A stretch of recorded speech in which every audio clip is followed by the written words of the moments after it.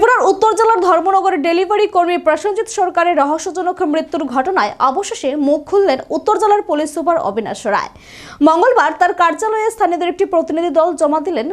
Police super জানান, বিষয়টি অন্তত গুরুত্ব দিয়ে দেখা হচ্ছে এবং ধর্মনগর থানায় দায়ের হওয়া মামলার ভিত্তিতে চিরুনি তল্লাশি চলছে। তিনি আশ্বাস দেন, 1-2 দিনের মধ্যেই অভিযুক্তদের পুলিশ জালে তোলা হবে। ডেলিভারি কর্মী প্রসেনজিৎ সরকারের রহস্যজনক মৃত্যু মুখ খুললেন উত্তর জেলার পুলিশ সুপার। 1-2 দিনের মধ্যে গ্রেপ্তারের আশ্বাস পুলিশ সূত্রে জানা যায়। এই ঘটনায় ধর্মনগর থানায় লিখিত অভিযোগ দায়ের হয়েছিল। অভিযোগের নাম রয়েছে সুস্মিতা ভট্টাচার্য, সঙ্গীতা ভট্টাচার্য, সৌরভ ভট্টাচার্য, মেঘদীপ ভট্টাচার্য ও পিউধর, মোট 5 জনের বিরুদ্ধে। প্রসেনজিতের পরিবার জানিয়েছে, তিনি একটি বেসরকারি সংস্থায় ডেলিভারি কর্মী হিসেবে কাজ করতেন।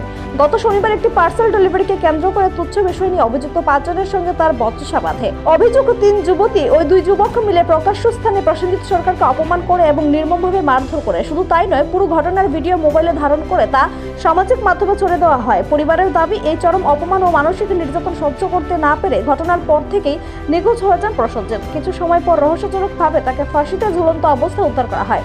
এই মৃত্যুকে কেন্দ্র করে এলাকায় তীব্র চাঞ্চল্য ছড়িয়েছে এবং দোষীদের দ্রুত গ্রেপ্তারের দাবিতে ক্ষোভে ফেটে পড়েছেন স্থানীয়রা। পুলিশ সুপার অবিনাশ রায় জানান, তদন্তে কোনো গাফলতি করা হবে না। সমস্ত প্রমাণ, ভিডিও ফুটেজ ও সাক্ষ্য খতিয়ে দেখা হচ্ছে। দোষীরা যেই হোক আইনের আওতায় আনা হবে, এমনটাই জানিয়েছেন তিনি।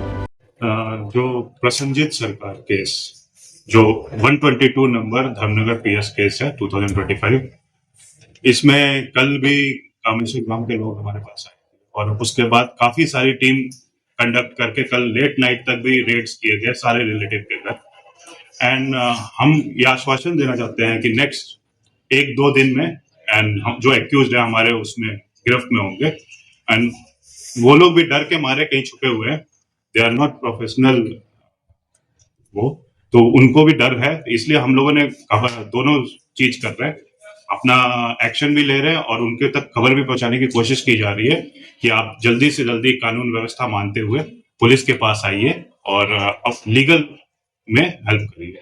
तो हमें यह उम्मीद है कि जल्दी ही वो हमारे गिरफ्त में होंगे और हम नेक्स्ट इंफॉर्मेशन तक देंगे। अभी तक कुछ पता चला सर कि उनका इन्फॉर्मेशन है, बट ये अंडर इन्वेस्टिगेशन है तो हम बताना नहीं चाहते। हमें कुछ इन्फॉर्मेशन है, लेकिन हम जल्दी ही उस पर एक्शन लेंगे। নিজস্ব প্রতিনিধি রিপোর্ট, এশিয়ান টাইমস।